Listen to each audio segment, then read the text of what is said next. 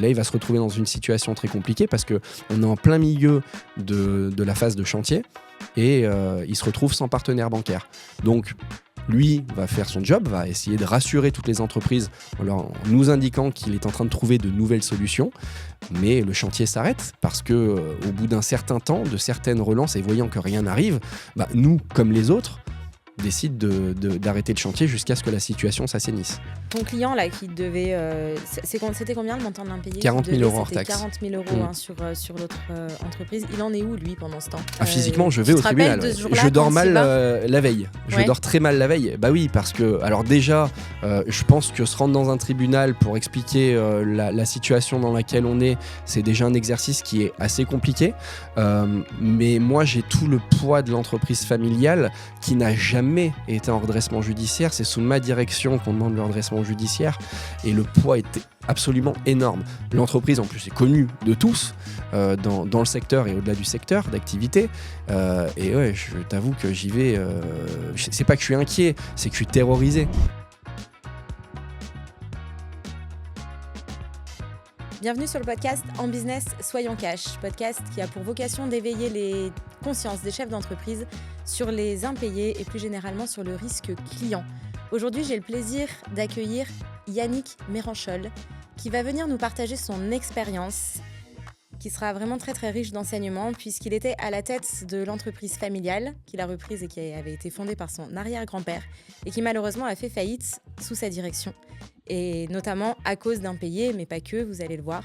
Il va venir nous partager qu'est-ce qui s'est passé, les enseignements qu'il a pu en tirer et simplement venir nous sensibiliser aux différentes questions auxquelles il a dû faire face pour que ça puisse servir les chefs d'entreprise qui nous écoutent, pour que ça ne vous arrive pas et que vous puissiez avoir les bons réflexes. Yannick, merci. Bonjour. Merci Pauline, merci pour cette invitation. Merci à toi de l'avoir accepté. Je suis vraiment, vraiment très, très contente de t'accueillir. Plaisir partagé. Pour que tu puisses venir nous partager ton histoire qui, moi, à titre personnel, m'a beaucoup touchée. Merci. Parce que, voilà, je le dis cash direct dès le début, il y a énormément de résilience derrière. Et donc, voilà, je suis vraiment ravie que tu viennes nous partager ça. Merci beaucoup. L'idée, c'est que tu puisses nous expliquer ton parcours et puis ce moment clé, malheureusement, qui a fait péricliter aussi l'entreprise, à la fois sur qu'est-ce qui s'est passé et aussi, moi, ce qui m'intéresse beaucoup, c'est comment tu l'as vécu. Oui, bien sûr. Parce que derrière les entreprises, il y a des gens, des hommes, des femmes et voilà, comment on vit ces moments-là, comment on s'en relève, etc., etc. Donc voilà, ça va être un épisode... Je me replonge quelques mois en arrière. Ouais, je sais. En plus, ça fait pas dans la période la plus facile de ma vie professionnelle, mais en tout cas, je suis ravi de le faire avec toi. Ouais, je sais. En plus, ça fait 2 fois que je te le fais faire puisqu'on a préparé l'épisode. mais voilà, c'est pour ça, vraiment, merci, parce que c'est pas des sujets qui sont évidents. On n'en parle pas souvent. C'est le moins qu'on puisse dire. Voilà, on n'en parle pas souvent, donc c'est vraiment chouette que tu puisses le faire avec nous. Donc, merci. Avec plaisir. Pour retracer dans les grandes lignes ton parcours, tu as donc intégré l'entreprise familiale qui avait été fondée par ton arrière-grand-père, qui a été le premier à introduire les balances romaines. Exactement. En France. Tu nous as amené j'ai amené une petite balance. Si tu peux nous montrer un petit peu à quoi ça ressemble quand on parle de balance romaine. Effectivement, une balance romaine, c'est un objet métallique, souvent en inox, qui est doté d'un poids, et en fonction du poids de ce que on va peser, on va trouver la bonne mesure sur la flèche qui est ici, et ça va pouvoir nous donner le poids précis d'un produit qu'on pèse. Okay. Voilà ce que c'est qu'une balance romaine, et c'est l'ancêtre de la balance électronique. D'accord. Qu'on trouve aujourd'hui un petit peu partout. Entre-temps, il y a eu la balance à aiguille, qu'on a souvent retrouvée dans les marchés. Il en existe quasiment plus parce que maintenant c'est interdit, mais je pense que voilà, tu vois peut-être de quoi je parle. Ouais, bien sûr. Voilà, donc c'était mon arrière-grand-père en 1941 qui effectivement distribuait ses produits sur l'Isère. Ok. Hyper intéressant de voir ça en plus. Merci de l'avoir apporté. Mais avec plaisir. Donc, ton grand-père, lui, a introduit ça. Après, il y a ton grand-père qui est intervenu dans l'entreprise. Il a développé une clientèle de bouchers charcutiers, principalement. Puis ensuite, ton père et ton oncle qui ont intégré l'entreprise. C'est ça. Eux, ils ont développé une clientèle de restaurateurs, hôteliers-restaurateurs, Oui. je crois, c'est ça, hein? Pour être un petit peu plus précis, mon grand-père a intégré l'entreprise dans les années 60. Il a, lui, effectivement importé les premières balances électroniques distribuées sur la région iséroise. Et il a commencé à développer d'autres produits pour les bouchers charcutiers traiteurs, tels que les hachoirs, les poussoirs, les trancheuses qu'on voit Mmh. souvent. Et ensuite, dans les années 80, alors tout d'abord par mon papa qui a, lui, développé la clientèle des collectivités publiques, donc plus des cuisines industrielles. Et ensuite, quelques années plus tard, mon oncle qui a développé quant à lui la branche café, hôtel, restaurant. Donc toujours des cuisines industrielles, mais de plus petite taille. Oui, finalement, des balances, vous êtes pas resté cantonné sur les balances. Non, L'entreprise s'est développée autour, finalement, du mobilier, de de cuisine, restauration, cuisine-restauration, exactement. à destination des professionnels, C'est du tout coup. à fait ça. OK. Toi, tu étais, depuis toujours, finalement, tu sais que tu allais intégrer cette entreprise Oui. familiale. C'était, dans l'ADN? Exactement. À la différence de ma petite sœur et de mon petit frère, effectivement, j'ai toujours eu ça dans le sang. Je pense pour plusieurs raisons. La première, c'est que j'accompagnais à l'époque, quand j'étais petit, mon papa le samedi matin, qui allait souvent à l'entreprise traiter des dossiers quand l'entreprise était fermée, donc pour avoir des moments un petit peu plus calmes. Et il me proposait souvent de l'accompagner et c'était toujours un plaisir d'aller avec lui. Alors pendant qu'il travaillait, moi justement, je tapotais sur les balances et sur les systèmes d'encaissement. Et puis, pendant les réunions de famille, parce qu'entreprise familiale, donc à l'époque où mon grand-père était toujours de ce monde et où mon papa, et on le verra plus tard, mon oncle était encore associé, le sujet tournait, les sujets de discussion tournaient toujours autour de l'entreprise. Et donc j'ai baigné dans ce monde-là depuis tout petit et j'ai toujours eu envie de succéder derrière, oui. Ouais, c'était quelque chose dont tu avais envie, des fois, dans les entreprises familiales, Ouais. il y en a qui ont l'envie de succéder et d'autres qui, justement, tout sauf ça. Donc Exactement, ce qui a été le cas de ma petite sœur et de mon petit frère, voilà. qui ont jamais eu ça, enfin eu cette volonté. Voilà, OK.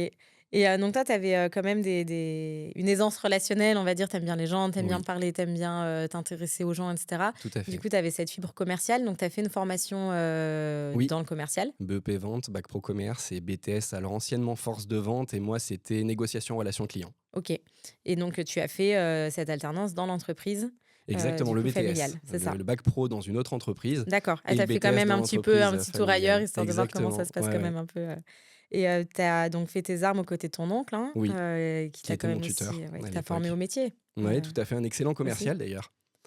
Qui m'a beaucoup appris dans la relation avec les clients et puis comment mener un dossier de A à Z, c'est-à-dire de la phase de découverte d'un client jusqu'à la phase de facturation et de règlement.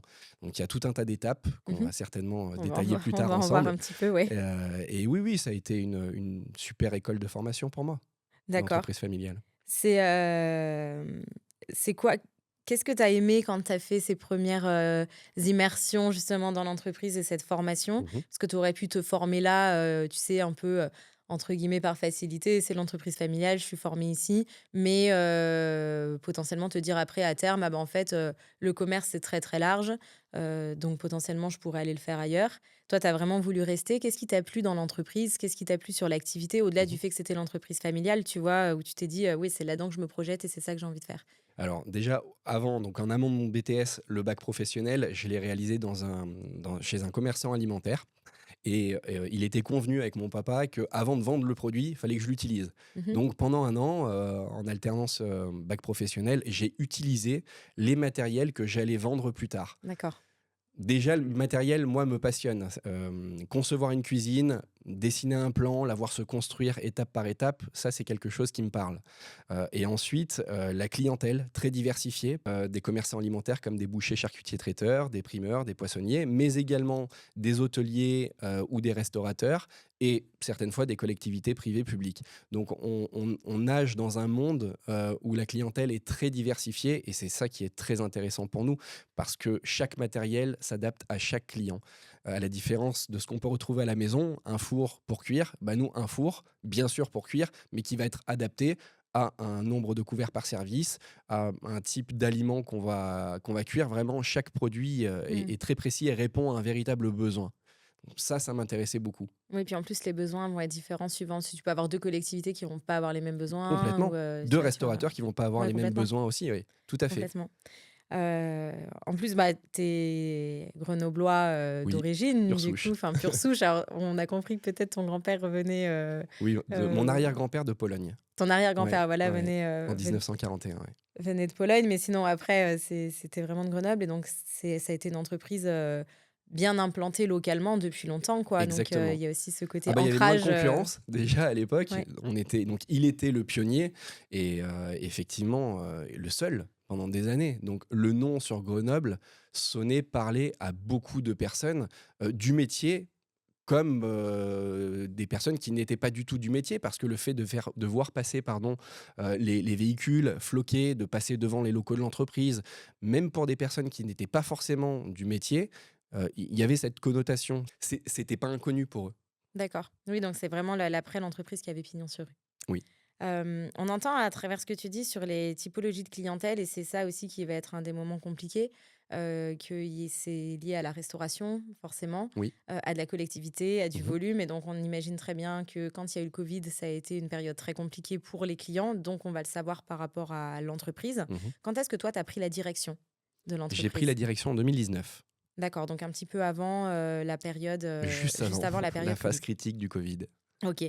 Quand, tu as repris, l'entreprise, Oui. est-ce que tu es arrivé et donc c'est arrivé, tout roule et tout est sur des rails? Ou justement, c'était déjà peut-être un petit peu tendu? Il y a je parlais 2014 parce que 2014, il y a eu le départ, de ton De mon oncle, je oncle, crois, de l'association. Est-ce exactement. que déjà ça, c'est quelque chose qui a fait tanguer? On sait que des séparations d'associés, quand bien même elles se passent bien, Mmh. il peut y avoir, Ah non, non, voilà, ça a été très un compliqué. avant-après, donc ouais, voilà. Donc si tu peux nous dire déjà un petit peu le contexte dans lequel toi tu interviens pour prendre la direction de Ouais. l'entreprise? Bah, j'interviens, en réalité, ça vient tout seul à moi parce qu'en 2019, mon papa a quelques problèmes de santé, et assez naturellement, moi, j'étais à l'époque déjà directeur commercial de l'entreprise, donc je manageais les équipes commerciales et quand mon papa a un problème de santé, il est obligé de s'absenter, Mmh. pour une durée qu'on ne connaît pas sur le moment et assez naturellement, je vais, prendre, un petit peu des fonctions que je n'avais pas auparavant. Les équipes, je les connais très bien. C'est une petite entreprise. 2019, on est une petite quinzaine de personnes. Donc, entreprise familiale, 15 personnes. Et puis tu es depuis longtemps. On se connaît tous. J'y suis depuis 2006, effectivement. Donc, ça vient assez naturellement. Et puis, finalement, je resterai. Donc, fort heureusement, les problèmes de santé de mon papa se résolvent. Et je resterai, par contre, effectivement, à la direction opérationnelle de l'entreprise. D'accord. Et comment, le départ de ton oncle a impacté, ça a été un premier virage. Toi, quand tu reprends, Oui. heu, est-ce que, c'est quelque chose qui a enfin, il y a déjà eu des premières tensions, des premières, Oui. comment tu vois, économiquement parlant, par rapport à la situation de l'entreprise, avant cette crise dont on sait qu'elle a été dramatique, dans le secteur de la restauration?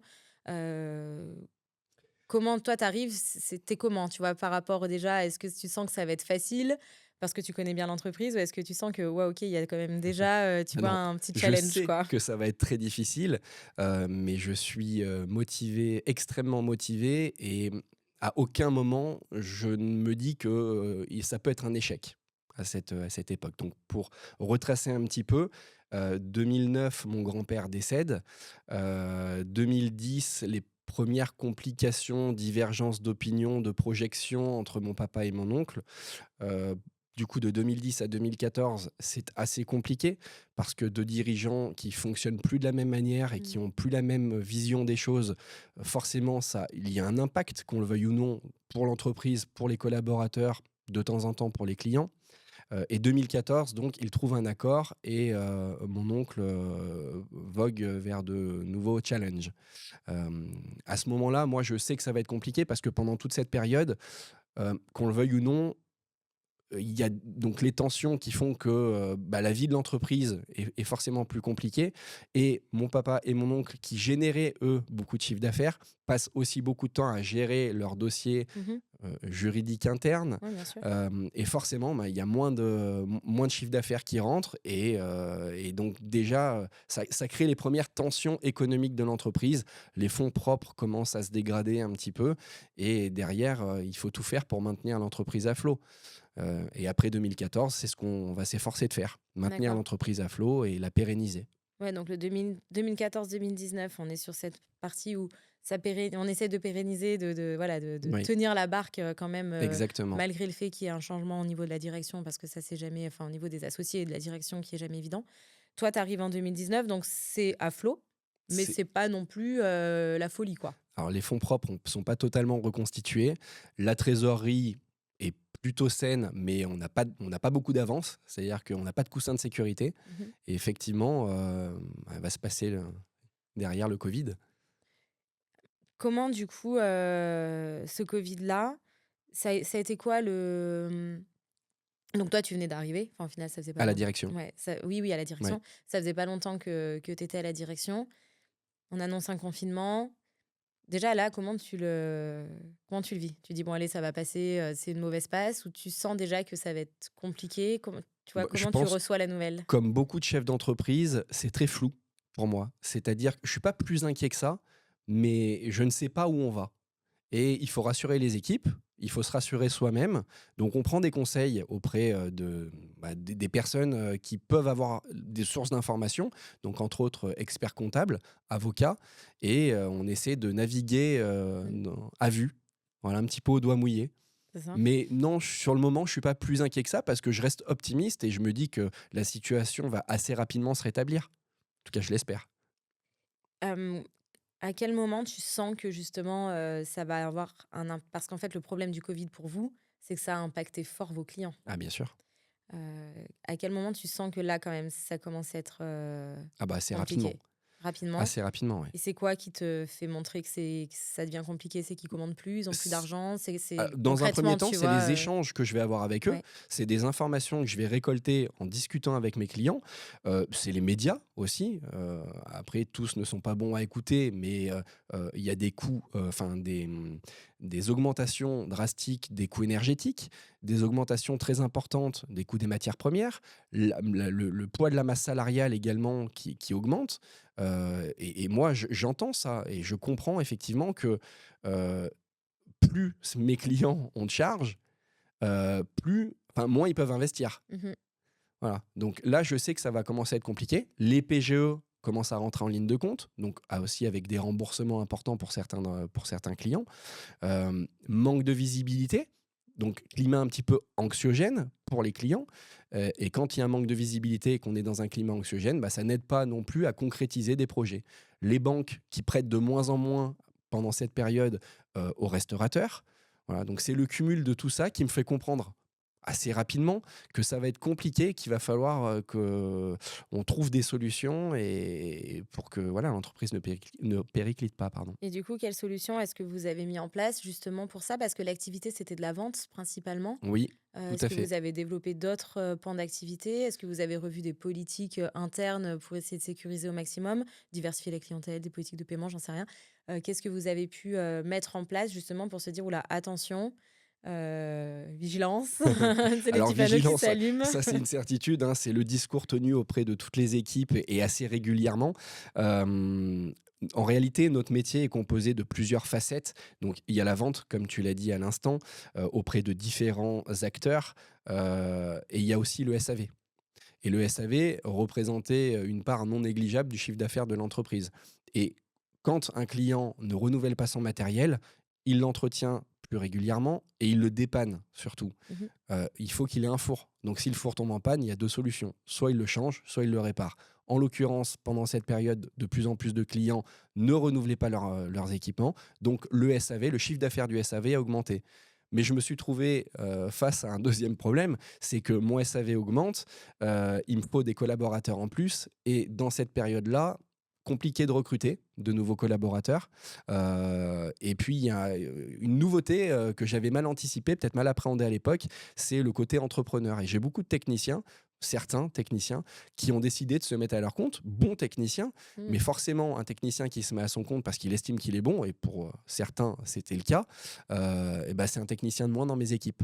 Donc, et un concurrent de plus à l'extérieur. Et potentiellement un concurrent de plus à l'extérieur.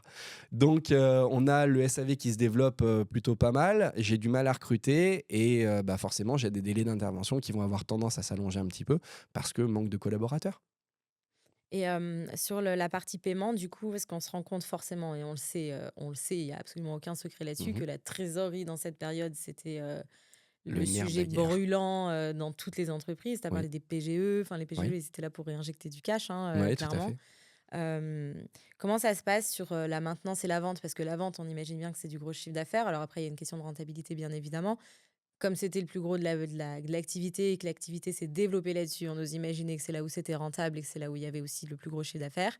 Sur la maintenance, j'imagine que c'est un autre business model, des factures peut-être moins grosses ou quoi, Oui, bien avec des sûr. délais d'intervention. Comment ça se passe là-dessus justement pour se dire: «OK, on va faire grossir le chiffre d'affaires là-dessus» et comment tu arrives à reconstituer de la trésorerie sur cette activité-là? Est-ce que ça venait compenser la Malheureusement, non. perte de la vente? Non? Malheureusement, non. Non, parce qu'il aurait fallu que le SAV se développe de manière beaucoup plus accrue pour que ça vienne compenser. Et je pense que dans notre domaine d'activité, c'est très compliqué d'avoir un chiffre d'affaires SAV qui vient compenser un chiffre d'affaires de vente d'équipement. C'est quasi impossible, à part des sociétés qui sont spécialisées et qui ne font pour le coup que ça. En tout cas, Mmh. dans notre domaine d'activité, c'est un juste équilibre entre de la vente de matériel, d'équipement auprès des cafés, hôtels, restaurants, donc une clientèle privée, de la vente auprès de collectivités sur des chantiers avec un chiffre d'affaires un petit peu plus important, mais avec une marge forcément réduite parce qu'on répond à des appels d'offres, et le chiffre d'affaires du SAV, qui effectivement a une rentabilité plutôt correcte, mais un chiffre d'affaires bien plus bas. Mmh. Voilà, c'est un juste équilibre de tout ça qui va faire que l'entreprise va performer et avoir des résultats financiers satisfaisants. Est-ce que, sur le fait que les clients étaient en difficulté aussi financière avec eux-mêmes des tensions de trésorerie, est-ce que ça a impacté leur délai de paiement Ah et oui. le paiement des factures? Est-ce que vous êtes retrouvés avec, peut-être plus d'impayés ou de délais de paiement, sur ces factures SAV notamment? Alors, pas forcément plus d'impayés, mais effectivement un encours client qui s'est allongé considérablement. Sur la partie SAV, globalement, il y a toujours eu un petit peu d'encours, mais c'est un petit peu de notre faute parce qu'on a mal habitué nos clients. J'entends encore mon père dire en réunion à l'époque, sensibiliser les équipes techniques à récupérer le règlement à l'issue de l'intervention. Malheureusement, ça a toujours été un échec et ça a toujours été compliqué de récupérer des règlements chez nos clients à l'issue des interventions pour tout un tas de raisons. Mais la première, c'est que un client nous appelle bien souvent dans l'urgence, il est en panne, il faut qu'on trouve une solution pour lui. C'est notre devoir. On ne peut pas le laisser avec un four en panne, une armoire négative en Mmh. panne pour un service, lors d'un service, pardon. Et on va intervenir en urgence, on va faire notre métier correctement, on va le dépanner. Et puis derrière, bah, au bon vouloir du client, on sera payé dans quelques semaines, quelques jours, quelques semaines ou quelques mois, Avec moins d'urgence, quoi. avec beaucoup moins d'urgence. C'est clair. Donc, ce facteur de délai de règlement sur les petites interventions, il a plus ou moins existé. On a la nouveauté, ça a été le règlement un peu plus tardif sur des commandes un peu plus importantes de matériel neuf. Ça, on l'avait moins avant. Et du coup, vous avez fait comment? Vous avez mis en place des relances? Vous avez mis en place des Oui, process? Qu'est-ce que vous avez mis en place justement pour essayer de pallier ça? Parce qu'on se dit, bon, bah déjà, il y a un peu moins de chiffre d'affaires. En plus, on a des délais de paiement potentiellement qui plus longs. s'allonge. Ça commence à faire deux additions Ouais. qui font que dans le contexte, on sent que ça va être potentiellement compliqué. Alors, on a mis en place tout un tas de nouvelles procédures. Il a fallu réhabituer les équipes à un petit peu de nouveauté à ce sujet. La première chose, c'est que j'ai indiqué aux équipes qu'un client qui n'avait pas signé un mandat de prélèvement CEPA chez nous n'était plus considéré comme un client. Et alors ça, ils Ah ont eu oui. du mal à le comprendre.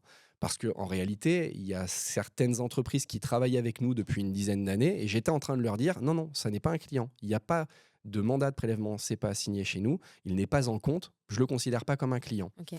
Ça a été la première chose. Donc, tout nouveau client, c'était mandat de prélèvement CEPA signé ou autrement dépôt de garantie. On a trouvé un partenaire à Mm. l'époque qui nous permettait de faire des dépôts de garantie et on les utilisait pour toute nouvelle intervention ou nouvelle vente de matériel. Donc le dépôt de garantie, nouveauté. Prélèvement CEPA, dynamiser la signature de prélèvement CEPA. Effectivement, les relances, on a mis en place une nouvelle procédure de relance qu'on n'avait pas auparavant, principalement par mail, parce que c'est important aussi, si ça part en autre boudin derrière, de laisser des traces Mm. et de pouvoir constituer un dossier. On en parlera tout à l'heure Mhm. pour alimenter le commissaire de justice. Voilà, ça fait partie de ce qu'on a mis en place. Et puis, des relances téléphoniques, parce qu'il faut aussi garder le contact avec les bons clients de l'entreprise qui peuvent de temps en temps se trouver en difficulté. Et le fait d'envoyer simplement un mail, de temps en temps, je considère que ça peut être un petit peu froid. Donc, quand c'est un client qu'on connaît bien, qui a du retard dans le règlement, effectivement, on envoie une relance mail, mais on la double d'un petit coup de fil pour essayer de comprendre la situation. Toujours. Petit tuto au passage. Petit tuto Voilà. au passage. On fait toujours des relances de factures par mail à minima, toujours Ouais. tracé et acté par écrit. Et bien évidemment, le téléphone et l'intervention des commerciaux aussi, d'un commercial, Exactement. pour garder ce lien. Donc, toujours avoir un équilibre entre la fermeté, le formalisme et le côté empathique, relation client qu'on vient nourrir avec le téléphone. Faut pas que la relation client soit pénalisée par la situation.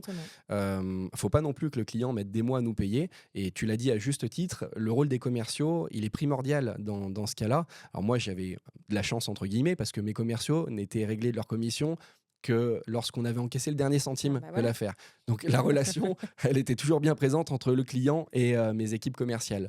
Mais c'est effectivement les encours qui s'allongeaient, la durée de règlement. Et quand on est dans ma situation à l'époque, qu'on a peu de trésorerie, on ne peut pas se permettre d'avoir un encours client qui s'allonge. Oui, complètement. Tu as parlé du commissaire de justice, justement. Tu n'avais jamais eu recours avant à un commissaire de justice? Non. C'est vraiment à ce moment-là que tu as découvert un petit peu comment ça fonctionnait? Alors oui, tout est une question de rencontre, en réalité. Personne ne m'avait jamais parlé du rôle du commissaire de justice pour les entreprises. Et en juin 2021, je rencontre un commissaire de justice avec lequel je vais échanger, parler de mes difficultés et également de mes problématiques d'allongement de mon encours client et de temps en temps d'impayés. Et ce commissaire de justice va me conseiller et surtout m'indiquer que si le dossier, alors déjà si les conditions générales de vente sont bien rédigées et que le dossier est suffisamment bien cadré, il va pouvoir intervenir et que derrière, ça peut aussi ne pas coûter trop cher à l'entreprise. Ça, c'est quelque chose que tu as mis en place du coup dans ton process. Est-ce que ça a été quelque chose naturel de dire c'est bon, je mets un commissaire de justice dans la boucle, ou est-ce qu'au contraire ça a été quelque chose où tu t'es dit oula, est-ce que je vais vraiment faire ça Alors pour moi c'était naturel parce que j'estimais que si je ne le faisais pas, je pouvais mettre en danger l'entreprise. Donc moi mon état d'esprit, ça a toujours été de préserver les intérêts de l'entreprise.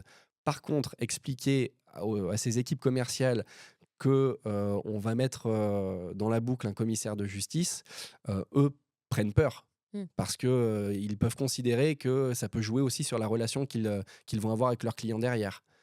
Et donc là, il faut échanger, discuter et leur faire comprendre que un client qui ne paye pas, déjà, c'est pas un bon client et on n'en veut pas. C'est pas le but. Nous, notre rôle, c'est de conseiller, de trouver une solution à un client, de l'équiper correctement. Par contre, il a le devoir de nous payer derrière quand il est satisfait. Et j'estime que quand on envoie une première relance, une deuxième relance, une troisième relance mail, une mise en demeure de payer, qu'on n'a absolument aucun retour de la part d'un client, parce qu'on sait aussi assumer nos erreurs quand on en fait.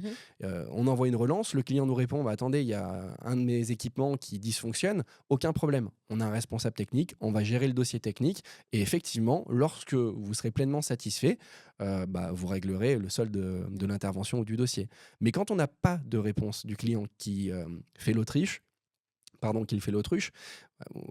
moi, ça correspond pas à mes valeurs. Et je considère que dans ce cas-là, on peut faire rentrer dans la boucle effectivement le commissaire de justice qui va très bien faire son travail et aller recouvrer les sommes que le client nous doit. Est-ce que ça a donné du résultat? Vous avez réussi à recouvrer des impayés comme ça? Oui, bien sûr. Et au niveau des relations clients?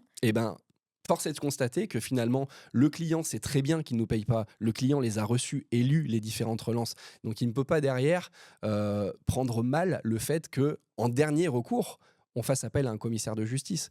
Donc, il y a des clients pour lesquels le commissaire de justice est intervenu et qui sont restés clients. Parfait. Bah oui.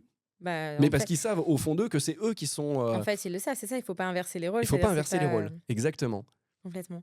Et tu disais, ça coûte rien à l'entreprise si on a des CGV, des documents, etc. Ça, c'est quelque chose que vous aviez déjà dans vos process, c'était déjà quelque chose de bien carré, ou vous avez remis en place vraiment des choses Non, pour le coup, nos conditions générales ont toujours été plutôt bien rédigées et on les faisait vérifier, alors assez régulièrement, tous les 2-3 ans, on les faisait vérifier par un conseil. Donc, de ce point de vue-là, il n'y avait pas de souci particulier. Mais il n'y a pas que les conditions générales de vente. Il y a les bons de commande, les bons de livraison, la traçabilité des relances. Et c'est tout à fait ça. Et pareil, là, il faut vraiment sensibiliser ces équipes sur le fait de faire signer et tamponner les bons de livraison, notamment, bien sûr pour les équipes commerciales, les bons de commande, parce que le moment venu, quand il faudra transmettre le dossier à un commissaire de justice, il faut qu'il ait l'ensemble des documents et que les documents soient bien rédigés et tous validés par le client. Sinon, le dossier, il n'a aucune valeur. Et là, ça peut être compliqué pour recouvrer les sommes derrière. Par exemple, c'est plus long et plus cher. Comment ? C'est plus long et plus cher. Ah oui. Alors que là, quand tu as tout, souvent ça passe, s'il faut aller plus loin via des saisies et tout, ça passe par de l'injonction de payer en première intention. Au final, c'est vrai que ça coûte pas grand-chose et ça va vite. Tout plus à fait. les intérêts de retard, pénalités qu'on peut obtenir aussi au tribunal, c'est vrai que l'un dans l'autre. Moi, il y a des dossiers sur lesquels ça ne m'a rien coûté. Le commissaire de justice ne m'a absolument rien coûté. C'est bien de dire ça. Il faut le rappeler parce que des fois, on entend oui, mais bon, une procédure, ça coûte cher, c'est long, etc. Alors qu'en fait. Alors, effectivement, ça peut. Dans le cas, par exemple, où le client est insolvable, effectivement, il faut bien que le commissaire de justice se rémunère. Et il se rémunère, du coup, sur le créancier. Mais après, il y a aussi toute la partie d'étude du dossier, c'est-à-dire de dire est-ce que oui ou non, c'est opportun déjà d'engager une procédure parce que si on sait que l'entreprise déjà n'est pas solvable, et ça, on peut déjà en tout cas avoir des indices qui permettent de se dire bon, c'est pas très solvable. Oui, puis en fonction du montant de la créance. C'est ça, et en fonction du montant. Mais une fois qu'on se dit bon, a priori, tous les voyants sont au vert, on n'est jamais sûr à 100%. Mais en général, si on a bien tous les docs et tout ça, effectivement, ça peut ne pas coûter trop cher et c'est jamais 100% garanti. Mais c'est bien de le rappeler. Alors, dans la plupart des cas, ça a été favorable pour l'entreprise. On n'est pas très régulièrement, et fort heureusement pour nous, passé par la voie du commissaire de justice.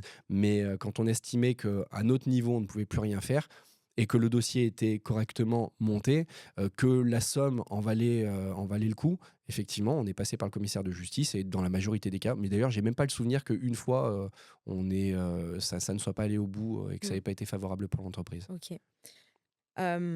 Bon, sauf une fois, du coup. Mais d'ailleurs, c'est peut-être même pas allé jusqu'au fait d'aller au commissaire de justice. Effectivement. Donc, où justement, là, au-delà de. Donc là, on rappelle un peu le contexte. Donc, on est sans Covid, il y a les clients qui ont des tensions de trésorerie.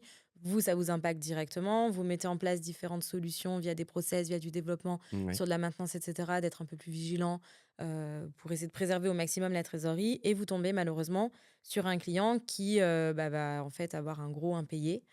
C'est là le sujet qui va nous intéresser pour la suite de notre échange. Entre autres, parce qu'on le rappelle, un impayé, c'est jamais à lui seul la cause, en principe, d'une entreprise qui va déposer le bilan. Effectivement, à moins que le client représente 80% du chiffre d'affaires de l'entreprise, mais ce n'était pas notre cas. Du coup, c'est même pas du coup la cause principale, c'est la cause du fait d'être dépendant d'un client. Là, non, mais c'est pour ça que j'aime bien vraiment dire parce que c'est rarement une cause isolée, tu vois. Ouais, effectivement. Quand tu as un client qui te représente 80% de ton chiffre d'affaires, tu es déjà en risque maximal en termes de risque client. Donc, si tu veux... en risque permanent, Ouais, c'est là. Déjà, là, il y a un problème.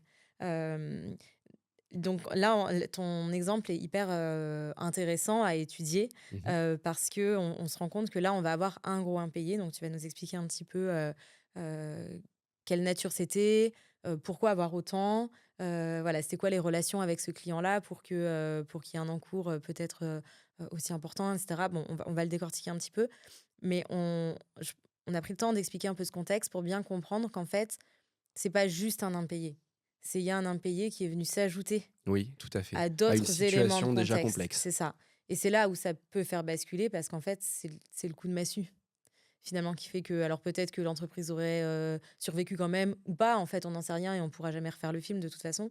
Mais en tout cas, ça a fortement contribué. Voilà, ça accentue les difficultés et c'est là où ça peut vraiment devenir compliqué.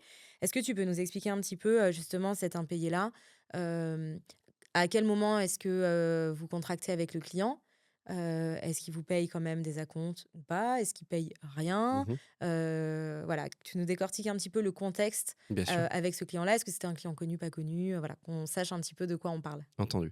Alors, c'était 2024. Le dossier, on est dessus au niveau des devis, des projets d'implantation depuis début 2024. C'était un dossier qui représente quand même un certain montant. Donc, compte tenu du contexte, il ne faut pas le louper. On a vraiment envie de signer cette affaire. Je travaille à l'époque avec 2 collaborateurs sur cette affaire. Donc 2020. Alors, pour répondre à ta question, non, on ne connaît pas particulièrement le client. mais on sait qu'il a une certaine puissance. C'est un financier, c'est pas, ce sera pas l'exploitant de ce projet-là.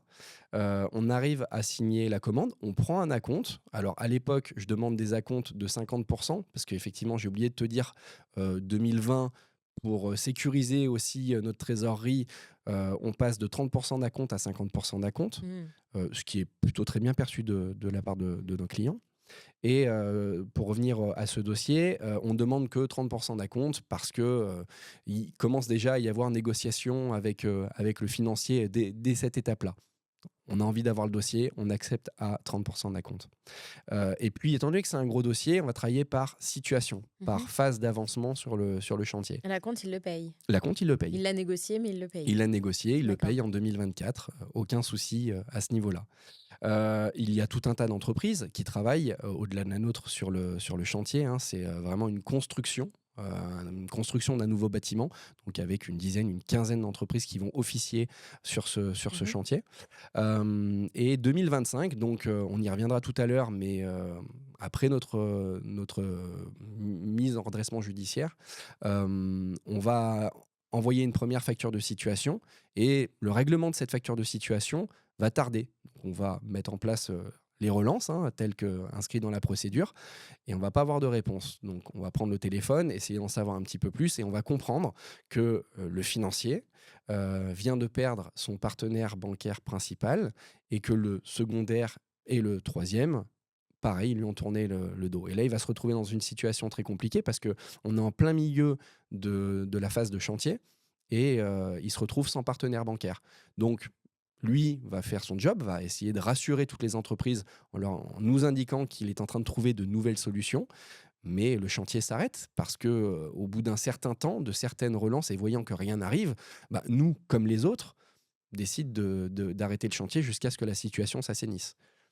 Mais vous avez quand même, au final, travaillé pas mal. Ah oui, parce qu'il y avait eu l'acompte, et tu m'as parlé de 2 factures de situation, ce qui veut dire que vous en avez émis une, pas payée, continué à installer, émis une deuxième. Et oui, comme beaucoup d'entreprises, on a fait confiance. Le discours du financier était plutôt rassurant. Et on a envie, dans cette situation-là, on a envie de croire le client. Et je pense que lui-même ne savait pas vraiment où il allait, mais qu'il était primordial et vital pour lui que le projet voit le jour pour commencer à rentrer, à ouvrir et à rentrer du chiffre d'affaires. Donc, il a tenu le même discours à toutes les entreprises, et on l'a tous cru. Jusqu'au moment où on voit que là, vraiment, ça fait plusieurs mois, 2 factures de situation, comme tu l'as dit, peut-être plus pour d'autres entreprises qui ne sont pas payées. Et là, tout le monde décide effectivement d'arrêter le chantier. C'était quasiment fini ou pas ? Alors pour nous, non. Il restait encore du matériel à installer. Pour les autres entreprises, pour la plupart des autres entreprises aussi, d'ailleurs. Et le chantier s'arrête quasiment, au milieu. Ok. Voilà. Okay. Pour donner une idée, au milieu. Et à ce moment-là, tu as d'autres clients qui peinent à payer, ou c'est que lui et le reste, ça tourne bon an mal an avec ce que tu nous as expliqué comme process, ou tu en as d'autres ? À ce moment-là, je suis dans une situation qui est critique parce qu'on y reviendra tout à l'heure, mais le redressement judiciaire me fait perdre ma facilité de caisse. Je n'ai plus d'encours avec mes fournisseurs. J'ai par contre des encours avec certains clients. J'ai ce client qui me met en difficulté, donc je suis à un niveau, et j'ai une trésorerie qui est très faible. Donc là, c'est une situation d'urgence. Ça commence à être compliqué. Pour nous, ça commence à être extrêmement compliqué, oui. Donc là, ce redressement judiciaire, tu l'as demandé, c'est toi qui l'as demandé ? Oui, tout à fait. Pourquoi et quand est-ce que tu l'as demandé ?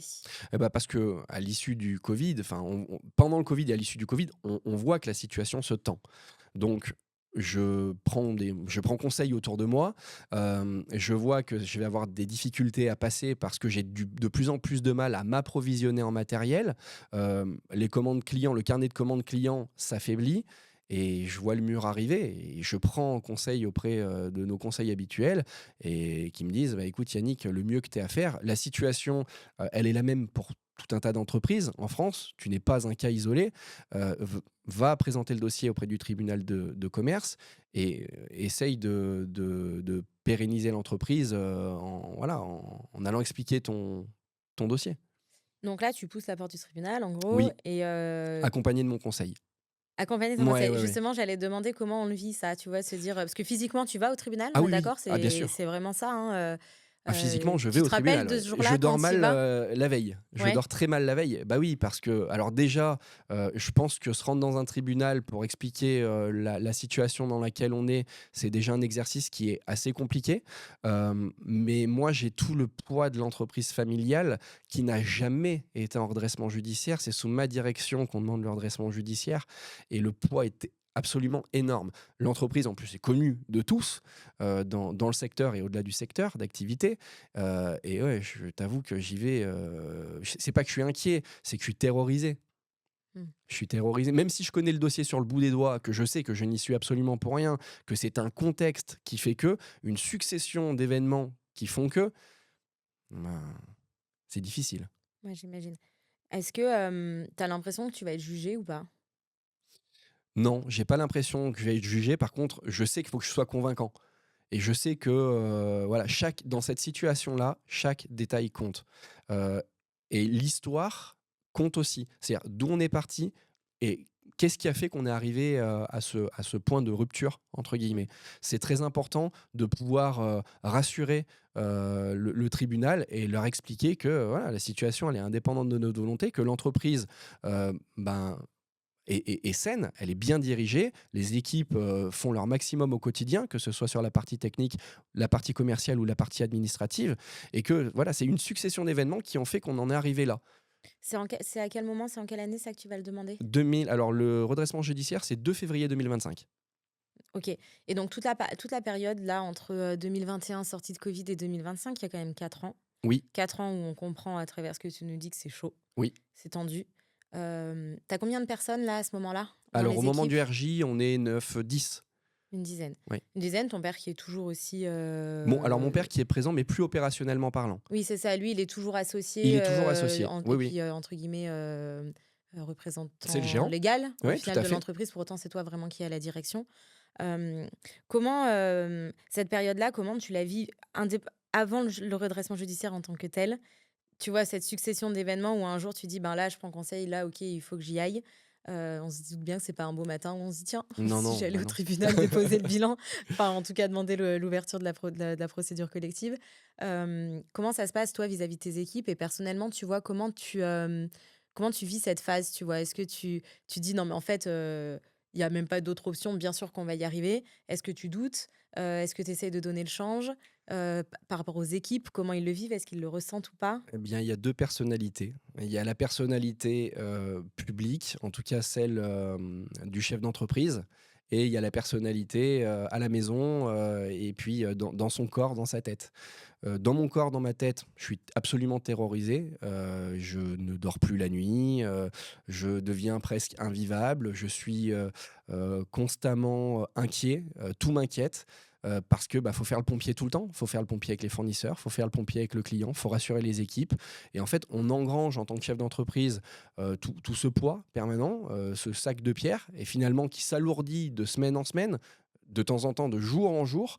C'est absolument invivable. Et puis, il y a la personnalité, le rôle du chef d'entreprise, il est aussi de savoir rassurer ses équipes. Il est de montrer que on sait où on va. Et même si c'est pas forcément le cas, pour moi, c'était en tout cas important. Donc, face aux équipes, même si j'ai toujours été transparent avec eux quant à la situation qu'on traversait, ils ont connu toutes les étapes, hein. Je leur ai jamais rien caché et je leur ai jamais menti. Simplement, dans mon discours, j'étais rassurant voilà, c'était ma politique de management. T'as pas laissé paraître finalement cette Non, alors vulnérabilité ou ces doutes je ou le pense moins que, étant possible? donné qu'on se connaissait bien, eux et moi, voilà, ils l'ont perçu, en tout cas à certains moments. Mais je pense que j'ai toujours eu ce costume assez Et rassurant tu avais un pour soutien, les équipes. autre, en dehors de l'entreprise, que ce soit, dans un cercle familial, Oui. du coach, du psy, ou j'en sais rien, tu vois? Un endroit où tu peux, tu vois, déverser un peu cette pression, ou te dire: «Bah, en fait, lâcher un peu», tu vois? Où finalement tu portais tout et tu pas trop d'endroits Bah, après, c'est une où question relâcher de un peu, tu nature. vois? Je pense que chacun est différent à ce niveau-là. Et moi, alors, Peut-être à tort, je sais pas, mais je garde beaucoup pour moi. J'ai du mal à aller. Je peux facilement parler à mon avocat, je peux Mmh. facilement parler à mon expert comptable. C'est plus difficile pour moi de parler à ma compagne, à des amis. J'estime que quand on rentre à la maison, on doit enlever le manteau de chef d'entreprise, le laisser sur le cintre et puis parler de sujets qui vont pouvoir être plus légers. Oui, Donc pour autant, ça t'empêche de dormir. Donc, ah mais ça fait partie quand même d'une bien sûr. personne en tant que telle, tu vois. Et non, c'était absolument invivable à cette époque. Et j'étais, voilà, tout était extrêmement compliqué pour moi. Ok. Et Et oui, pardon, excuse-moi, tu me parlais de soutien. Oui, ouais, pardon. parce que effectivement, dans mon entourage proche, les gens savaient. Donc j'ai eu beaucoup de soutien de la part de tout le monde.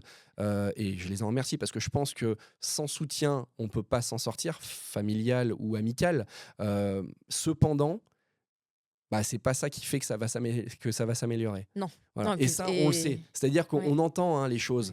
ouais. C'est un petit peu comme si on était dans 2 mondes différents.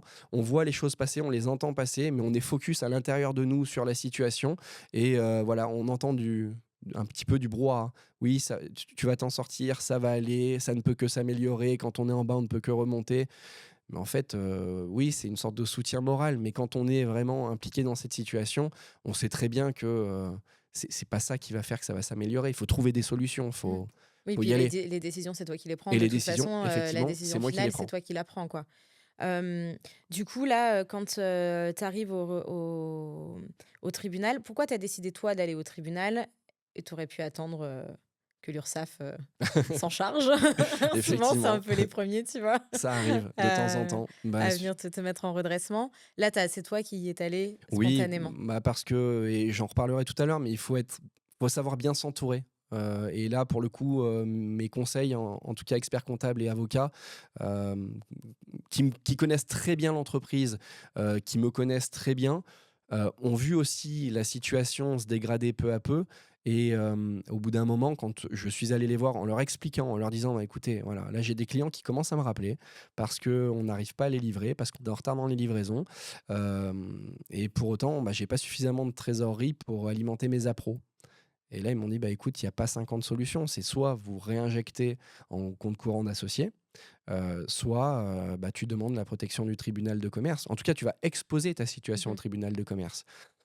Et je pense qu'à un moment donné, il faut être lucide. Faut pas faire l'autruche, comme je le disais tout à l'heure. Ouvrir les yeux et être bien conscient du risque pour l'entreprise si la situation perdure. Et la situation, généralement, elle peut pas s'améliorer d'elle-même, toute Mm. seule. Bah, Heu, surtout que le contexte, et en pas fait, favorable. il y a eu que des crises successives Bien depuis le sûr, Covid. Donc, en fait, il y a aucun voyant au vert pour se dire, c'est bon, là, on voit une exactement. prémisse de bonnes nouvelles qui va faire en sorte que ça va se redresser. C'est tout à fait ça. Euh, Donc, bah, je suis les conseils de mon avocat. Moi, à l'époque, ma seule volonté, c'est, mes collaborateurs et de pérenniser l'entreprise familiale. Il est hors de question pour moi que l'entreprise, puisse fermer ses portes sous ma direction. Donc, bah, j'écoute les conseils, je vais présenter le dossier au tribunal et je fais tout pour que le redressement judiciaire soit accepté. ok. Ton client, là, qui devait. C'était combien le montant de l'impayé qui 40 000 devait? euros hors C'était taxe. 40 000 € Mmh. hein, sur l'autre entreprise. Il en est où, lui, pendant ce temps? Il Bah, s'est lui, il est en train redressé? non, non, C'est fini pour lui? On en est où non, avec en lui? fait, il a réussi à trouver un autre investisseur. Donc lui est complètement sorti du projet et il y a un investisseur qui a repris la totalité du projet. Et qui a. Donc le projet en lui-même est allé au bout, pas sous le même nom, pas sous la même direction, mais il a ouvert, Mais avec la même entreprise ou une autre entreprise? Parce que juridiquement, du coup, lui, le premier, il a avec une liquidé. autre entreprise. Donc pour vous, c'était fini dans tous les cas, Ah vous ne seriez pas effectivement. payé. Non. OK. Mais entre-temps, dans tous les cas, nous, Ouais, mais ça s'est malheureusement ça enchaîné. Les 2, en fait, ah mais les ça les 2 étaient, exactement, ça s'est enchaîné, tout s'est enchaîné très rapidement, ouais. les 2 étaient liés. C'est-à-dire que lui, il avait votre impayé à 40 000. Lequel des 2 a déposé, enfin, est allé en procédure collective en premier? C'était lui qui a, Ah, c'est le premier. lui, il a fini en procédure collective Ouais. et derrière, ben, du coup, c'était, on sera jamais payé de nos 40 000 et c'est là aussi, vous, où ça a aussi été un des éléments qui a fait que, ben, en fait, ça va être vraiment Ça a compliqué. fait partie Ça a effectivement de participé, ouais. Ça a jamais été payé? non. OK. Donc 40 000 € quand même compliqué. Oui, Comment ça... mais qui se sont cumulés, et c'est ce qu'on disait Ouais, tout à l'heure. En fait, c'est une succession d'étapes. C'est-à-dire qu'à cette période-là, j'ai un encours client qui est ce qu'il est, mais j'ai un autre client qui me doit 20 000 €, donc qui viennent s'ajouter à ces 40 000 €. Finalement, ce client-là nous réglera, mais très, très tardivement, avec 4-5 mois de retard, donc ça nous pénalise fortement. Je perds un prud'homme pour lequel je fais appel. Donc je perds un prud'homme sollicité 60 000 €. Il gagne à 30 000 € et on fait appel, et le tribunal demande un peu moins de 10 000 € de somme exécutoire, donc à régler tout de suite. hmm. Donc ça, plus ça, plus ça, effectivement, et là on passe pas. Ouais, donc ouais, là au final, c'est là où finalement tu dis bon bah de Ah, toute mais, façon, et là ah tes bah oui. conseils te disent là il faut aller demander la protection. Est-ce que c'est une vraie protection du coup au tribunal de commerce ou pas? Parce que pour rappeler ce que va être le sur le papier, on met l'entreprise à l'abri des poursuites des Oui, créanciers, c'est-à-dire que les créanciers n'ont pas le droit d'exercer des poursuites individuelles contre une entreprise qui est en tout à procédure fait. collective. Donc quelque part on gèle le passif, on voit si l'entreprise peut avoir une rentabilité, Mmh. mais il y a un mais. C'est pas... Il y a un gros mais. Ouais, il y a un gros mais. Bah, justement, est-ce que tu peux nous mettre un peu en lumière ce Bien mais? sûr. Parce que c'est ça aussi qui vous a impacté, derrière sur la suite quand même, mine de rien. Alors Malgré oui, la protection qui en reste une quand même, bien sûr, parce mais qu'effectivement, les qui est pas créances gratuite, antérieures quoi. sont gelées. Oui. Donc de ce côté-là, on est protégé. Parce que je pense que l'entreprise n'aurait pas pu s'acquitter de toutes les, même si le montant n'était pas astronomique, mais à cette période, l'entreprise n'aurait pas pu faire face. Donc on aurait encore une fois négocié Mmh. des délais de règlement et puis arbitré en fonction de ce qui rentrait. Euh, donc de ce côté-là, c'est une protection. Par contre, ce qu'il faut bien anticiper, c'est que du jour au lendemain, on va perdre la facilité de caisse qu'on a, donc le découvert autorisé. Nous, grosso modo, on a toujours été stable à peu près 2 millions d'euros. Donc quand on perd, quand on passe de 50, 60, 70 000 € de facilité de caisse à zéro, c'est un impact Immédiat. assez important. Mmh. La deuxième chose, c'est qu'on perd tous ses encours fournisseurs. Pareil, avec des montants qui peuvent varier, mais pour nous, entre 15 et 50 000 € sur entre 30 et 45 jours. Donc, on passe de ces encours-là à règlement à la commande. À cette époque, j'ai peu de trésorerie. Euh, on fait partie d'un groupement d'intérêt économique, un GIE, depuis 1995. Mon papa en était le cofondateur à l'époque, qui nous apporte aussi beaucoup de choses, hein, c'est-à-dire un poids en tant qu'entreprise, petite entreprise grenobloise. Là, on a le poids d'un groupement avec nous par rapport aux fournisseurs avec lesquels on va travailler. Donc, on négocie des remises faciales, des remises arrière, des délais de règlement, des conditions de garantie. Et du jour au lendemain, le groupement, il est indiqué effectivement dans les statuts du groupement que toute entreprise adhérente en redressement judiciaire, malheureusement, ne peut plus adhérer au groupement. Donc du jour au lendemain, on va perdre notre facilité de caisse, on va perdre nos encours fournisseurs, on va perdre notre adhésion au groupement d'intérêt économique, et on va devoir faire face tout seul. Ouais, là, on se sent pour le coup seul.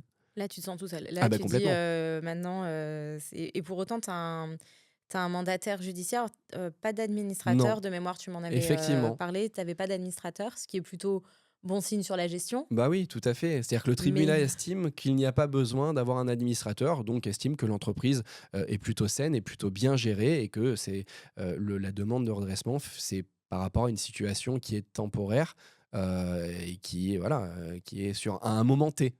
est-ce que tu penses que tu aurais préféré en avoir un?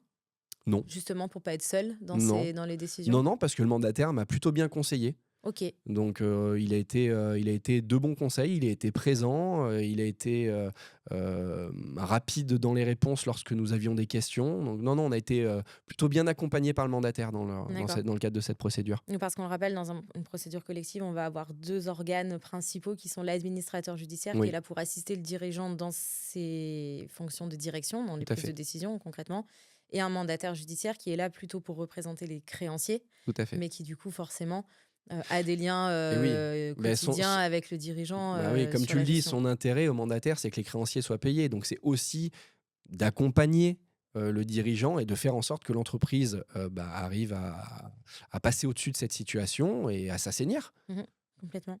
À quel moment est-ce que ça a périclité du coup de passer parce que le redressement, c'était en février 2025, Oui, tout à fait, ça que tu as dit? février 25, Et finalement, vous avez fini par, clôturer, définitivement, passer en juillet 25. liquidation Ouais. et liquider. Heu, Qu'est-ce qui a fait que du coup, on s'est dit: «Ben là, en fait, on peut plus redresser»? C'est toi qui as lâché, tu en pouvais Ah plus? non, Ou, c'est non, je j'ai pas l'impression jamais, justement, jamais voilà, je c'est pour n'aurais ça? lâché. Ou est-ce que, c'est qu'il y a encore eu des choses qui ont fait que et que là, vraiment, on était dans une situation, bah, irrémédiablement, compromise, hein, c'est les termes aussi, qu'on utilise dans ce genre de cas.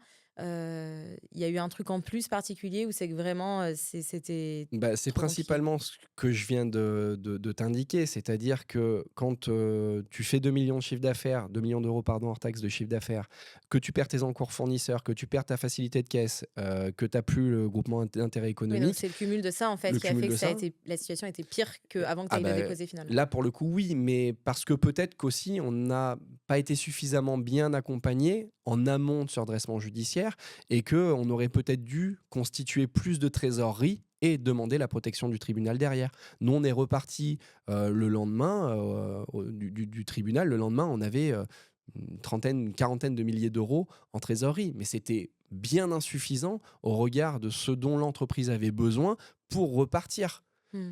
Et on aurait pu repartir. Si on avait eu 100 000 euros de trésorerie, on aurait pu repartir de manière plus sereine. Ce qui s'est passé, c'est très simple. Au bout d'un moment, moi, mes équipes commerciales, quand le client les rappelle une fois, deux fois, pour leur demander où en est la livraison de la commande qu'ils ont prise, déjà des commandes pour en prendre à cette période, c'est assez compliqué. Encore une fois, le climat est assez anxiogène, les banques prêtent moins, donc chaque commande compte. Mmh.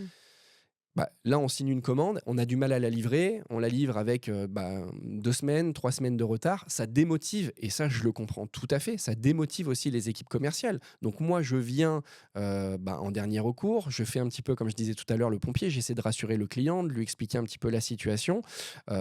Mais globalement, je sens qu'il commence à se démotiver de plus en plus.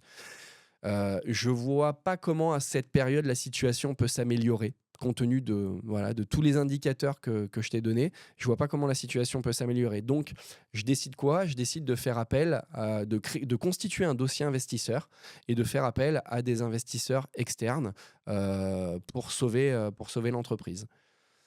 Bon, ça Que tu trouves que je que trouve, tu trouves, ouais? mais qui ne vont pas forcément se joindre à nous.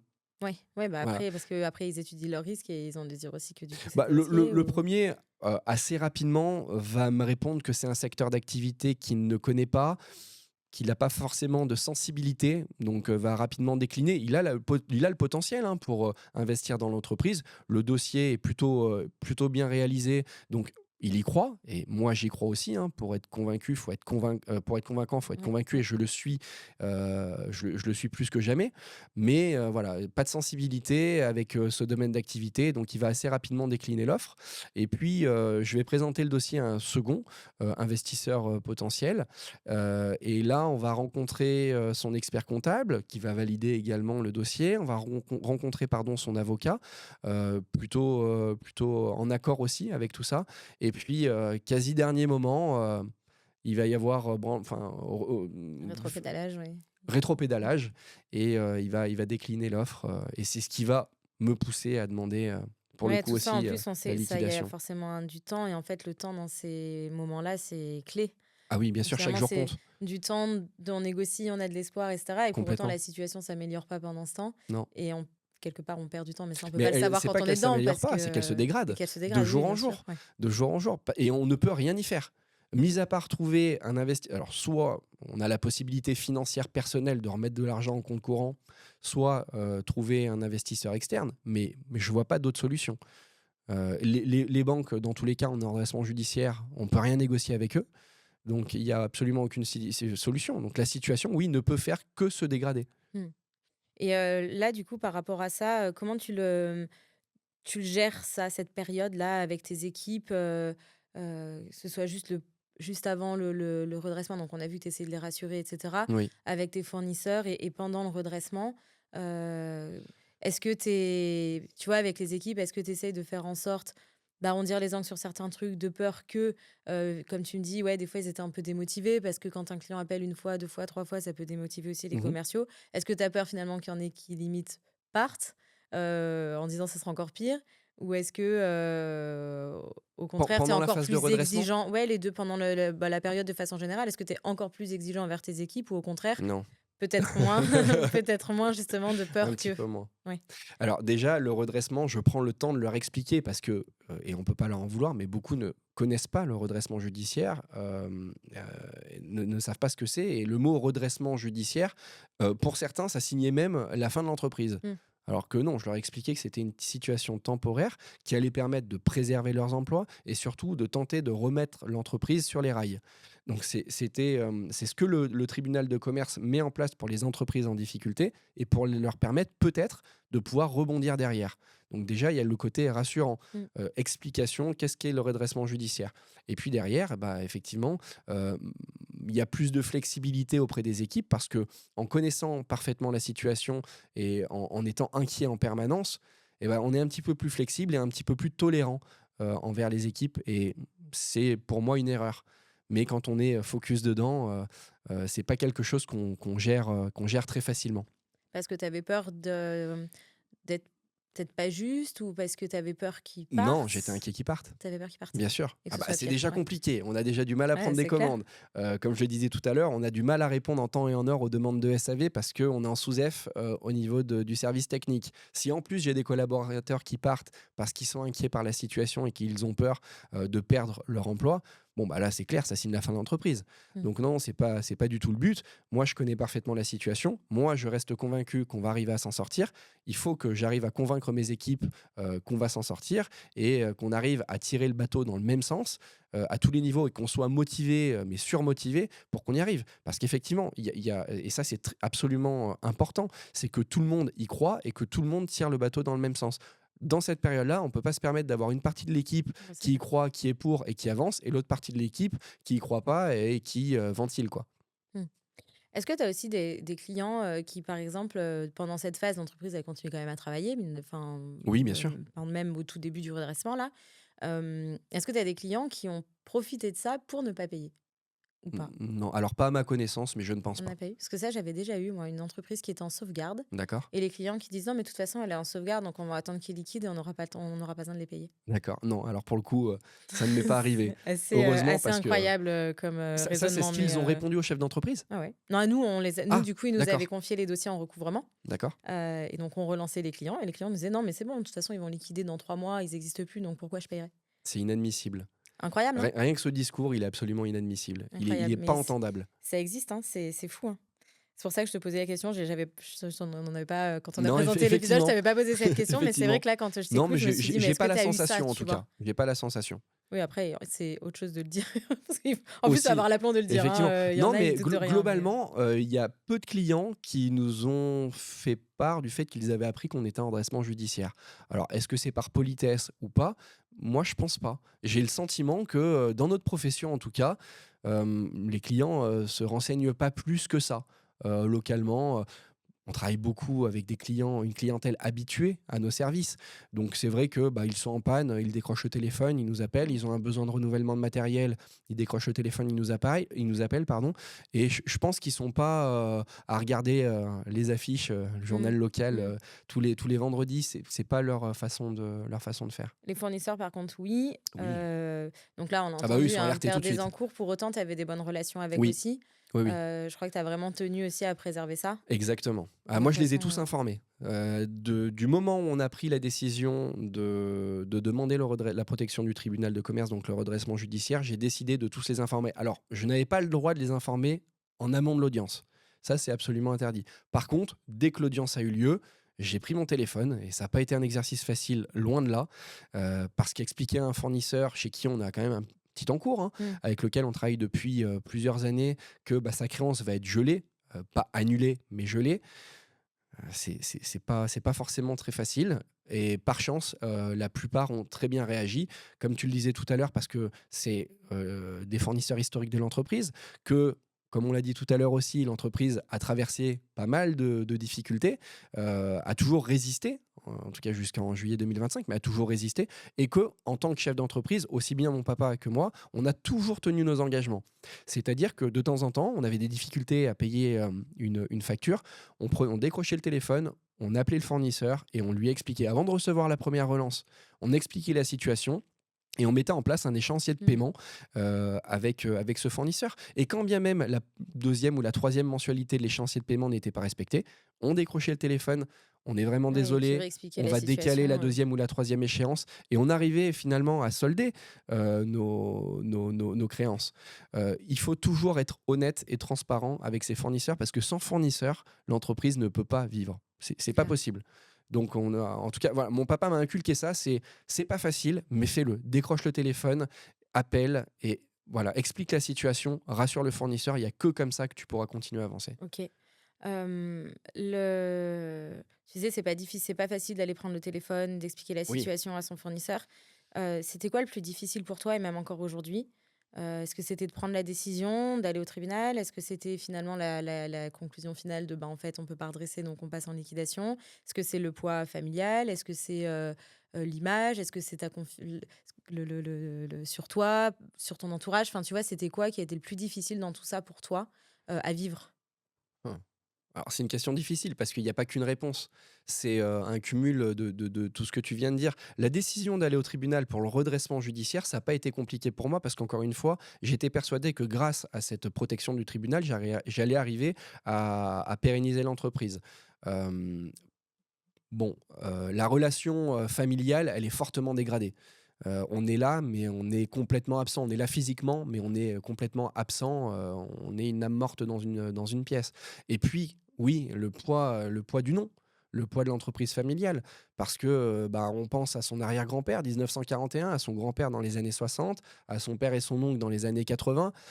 L'entreprise, globalement, a toujours résisté aux tempêtes parce qu'une entreprise, c'est cyclique. Et je ne connais pas une seule entreprise qui n'a pas vécu des moments compliqués ou des tempêtes et où tout se passe bien tous les jours. Ça n'existe pas. Donc, en tout cas, jusqu'à présent, l'entreprise était toujours arrivée à se relever de tout ça. Et pour moi, c'était pas concevable que ce soit sous ma direction, malgré le fait que ce qu'on a vécu à partir des années 2020, à partir de l'année 2020, jusqu'à présent, ça n'était jamais arrivé. Mais c'est sous ma direction que toutes ces complications sont survenues. Donc forcément, il y a le poids de la famille, il y a le poids du nom d'entreprise, parce que oui, elle s'appelait comme moi, cette entreprise. Donc forcément, l'enseigne, les camions, voilà, tout ça, c'est un sentiment particulier et c'est très compliqué à vivre. Est-ce que tu t'es déjà demandé, est-ce qu'ils auraient fait mieux? Oui, Tu vois, ton toujours. arrière-grand-père, ton grand-père, Mais tous les jours. ton père, ton oncle, quand ils étaient dans les moments de responsabilité opérationnelle, est-ce que tu t'es demandé qu'est-ce qu'ils auraient fait? Est-ce qu'ils auraient fait mieux que moi, tu vois? Tous les jours. Il n'y a pas un jour où je me suis pas posé la question, mais je n'ai pas trouvé de réponse parce que je sais ce que j'ai fait. Je sais que j'ai tout donné, absolument tout, toute ma force morale, ma force physique, ma présence, mon implication. J'ai tout donné pour l'entreprise. Donc, je ne sais pas comment ils auraient pu mieux faire.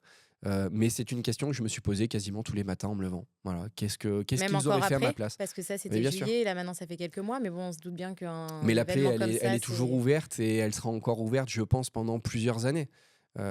C'est ma vie. L'entreprise familiale, c'était ma vie. Voilà. Est-ce que tu penses que tu as trop donné? Parce que tu dis j'ai tout donné. Bah oui, bien sûr. J'ai beaucoup trop donné. Mais ce sera à refaire. Je pense On que redonnerait trop. je referai pareil. Je Mais comprends. parce que c'est dans ma nature et parce que après tout le monde est différent. Mais mon métier, c'est ma passion et c'est un peu ma vie aussi. Moi, je passe 80% de mon temps, comme beaucoup de chefs d'entreprise et peut-être aussi beaucoup de salariés, dans l'entreprise. Donc c'est une grosse part de notre vie quotidienne. Et moi, oui, ce sera à refaire. Je suis certain que je referai la même chose. Et je Est-ce le regrette pas. Et tu regrettes pas? Non, Non. non, en même temps, voilà, s'il y a bien quelque chose sur lequel personne ne pourra rien te reprocher, en tout cas, c'est d'avoir essayé de faire le maximum, enfin d'avoir fait d'ailleurs Bien le sûr. maximum pour essayer de la sauver. Si tu devais en tirer des apprentissages et des leçons justement de tout ça, Ça serait quoi les 3 plus grandes leçons que tu tires de toute cette expérience-là? Leçons, on va dire, entrepreneuriales, Ouais. par rapport à ça? Il faut savoir bien s'entourer. C'est très important, d'avoir, je le répète, hein, mais le bon expert comptable, le bon avocat. Heu, mais quand je dis bon, c'est pas, juste bon, parce qu'ils ont de l'expérience dans leur métier. C'est qu'il faut qu'ils soient présents, qu'ils comprennent l'entreprise, qu'ils connaissent l'entreprise, qu'ils connaissent le fonctionnement de l'entreprise et du chef d'entreprise. Sans ça, je ne vois pas comment ils peuvent bien conseiller le chef d'entreprise sur les décisions à prendre. Voilà, ça, c'est la première chose. Le deuxième point, c'est de garder confiance en soi. Voilà, quoi qu'il en soit, à partir du moment où on est convaincu de quelque chose, il faut savoir s'écouter. Souvent, notre instinct nous dit quelque chose et puis on ne sait pas pourquoi finalement on va prendre une autre direction. Mais souvent l'instinct a raison et même dans une situation aussi complexe, compliquée que celle-ci, il faut savoir, s'écouter et garder confiance, en son instinct. Et le troisième point, c'est malgré, la situation compliquée, ne pas être trop flexible, et continuer à manager, ses équipes comme si, tout allait bien, que l'entreprise se portait bien. Il ne faut pas être forcément plus tolérant parce que l'entreprise Mmh. traverse des difficultés. C'est pas un bon signal qu'on envoie à ses équipes. Ouais, Et ça a garder été ses standards et son niveau garder ses d'exigence, standards, quoi. exactement. Et ça a été, je pense, une erreur que j'ai commis, auprès, en tout cas, de certains collaborateurs, parce que j'ai eu de la chance aussi dans mon malheur. J'ai eu, une équipe qui a été soudée, qui a toujours poussé derrière moi, qui a été compréhensive. Mais j'ai pas de sujet par rapport à ça.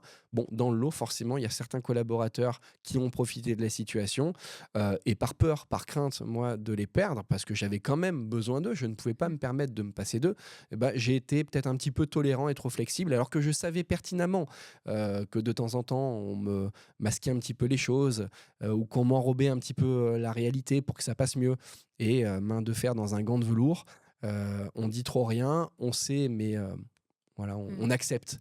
Et il faut pas accepter. Il faut continuer, d'être le même manager avec, être juste, parce qu'un bon manager, c'est quelqu'un de juste. Donc féliciter quand tout se passe bien et puis être un petit peu plus virulent quand les choses se compliquent, Ouais, et savoir c'est tout dire à en fait fait. naturel. Bon, bah, moi, dans cette situation, je pense que pour le coup, j'ai été un petit peu trop flexible par crainte de perdre mes collaborateurs, certains collaborateurs, et ça, c'est une grosse erreur à ne pas commettre. OK. Ouais, donc tu vois, moi, je voulais te demander qu'est-ce que tu aurais fait différemment et donc ça, potentiellement, tu aurais fait Ah oui, différemment complètement. si jamais tu avais dû faire autrement. Hem, on va terminer sur une dernière question, Mmh. un peu plus perso dans l'introspection. Alors qu'est-ce que tu as appris sur toi-même, tu vois, avec tout ça, qui peut te servir maintenant dans tes nouvelles, dans ton rebond, Ouais. qu'est-ce que tu as appris vraiment, de Ah fort bah, sur que toi? j'étais résilient, pour le coup, parce que dans toute cette période, et cette période a été longue, hein, parce que ça a commencé en 2010, Ah, c'était long, où ouais. Mmh. voilà, où déjà c'était un petit peu, compliqué entre mon papa et mon oncle. Jusqu'à juillet 2025, il s'en est passé des années qui n'ont pas été faciles. Il y a eu de très belles choses aussi, mais globalement, ça n'a pas été de tout repos. Et puis, voilà, très compliqué, dans les dernières années. Donc, bah, je pense que ce que j'ai appris sur moi, c'est que j'étais résilient et que je pense que j'ai une force mentale, assez impressionnante pour pouvoir traverser toutes ces difficultés, toutes ces étapes, et malgré le fait que l'entreprise n'existe malheureusement plus aujourd'hui, bah, voilà, pour se battre jusqu'au bout, parce que je pense que certains chefs d'entreprise auraient peut-être lâché, avant moi. Et Mmh. moi, je sais que si en juillet 2025, l'entreprise n'avait pas liquidé, je serais encore, derrière mon bureau, sur le terrain, avec les équipes, j'aurais continué. J'aurais continué coûte que coûte, mais j'aurais continué. Et est-ce que cette résilience et cette force mentale dont tu parles, c'est pas la première qualité d'un chef d'entreprise? Ah, ça peut être un défaut aussi. Je ne sais C'est pas pas. sûr. Je pense que c'est une qualité, mais bon, après certains diront que de temps en temps, continuer à se battre, c'est peut-être pas la meilleure solution non plus, et qu'il faut savoir prendre le recul nécessaire, analyser la situation. Savoir prendre le recul pour savoir prendre les décisions, pour autant avoir cette force-là, de rebond, de Ah mais moi j'en résilience, suis convaincu. d'affronter les difficultés, tu vois? J'en suis absolument Hem, convaincu. tu fais quoi aujourd'hui? Alors aujourd'hui, je fais toujours le même métier. Je suis rentré dans un groupe, donc je dirige une entité de ce groupe, toujours dans le domaine des cuisines professionnelles, toujours pour la même clientèle. OK, Voilà, c'est, différent, mais toujours aussi intéressant. OK. Eh bien, écoute, je te souhaite, mais j'ai envie de dire, on te souhaite Voilà, Merci. tous les entrepreneurs qui nous écoutent. Te souhaitons une vraiment très belle réussite pour Merci la beaucoup. suite. Tu le mérites amplement. Et voilà, et on espère que cet enseignement-là, cette expérience-là, après le temps qu'il faut pour que, comme tu dis, la Digérer. plaie se referme un peu Oui. et digérer, te donne les clés pour refaire éventuellement, si un jour tu en as l'envie, le projet de tes rêves. Bah, c'est gentil, je On te te le, remercie. Mais on oui, te le effectivement, souhaite. malgré toutes ces complications, ces difficultés, on apprend beaucoup dans cette situation et on tire énormément de leçons de tout ça. Et moi, j'en ai tiré vraiment beaucoup. Et je le souhaite à personne, naturellement, mais c'est une situation dans laquelle on apprend énormément de choses et on traverse Ouais, bah là, tu nous as différentes déjà étapes. livré énormément d'apprentissage. Il y a des grilles de lecture différentes. Chacun en tirera ce qu'il en tirera. Moi, il y a plein de choses qui m'ont parlé.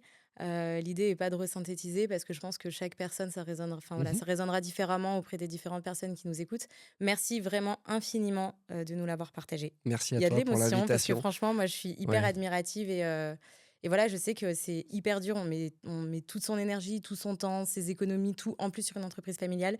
Voilà, je sais à quel point c'est pas facile. Donc, merci de l'avoir partagé. Et Bah, merci pour très, très belle l'invitation. Je suis suite à très toi. heureux de l'avoir fait avec toi. Merci. Merci beaucoup. Très belle suite à toi. Merci. Et puis, nous, sur le podcast, on se retrouve sur YouTube. L'épisode sera disponible très bientôt. Également sur toutes les plateformes d'écoute. Merci Pauline. À bientôt. À Merci bientôt. beaucoup. Au revoir.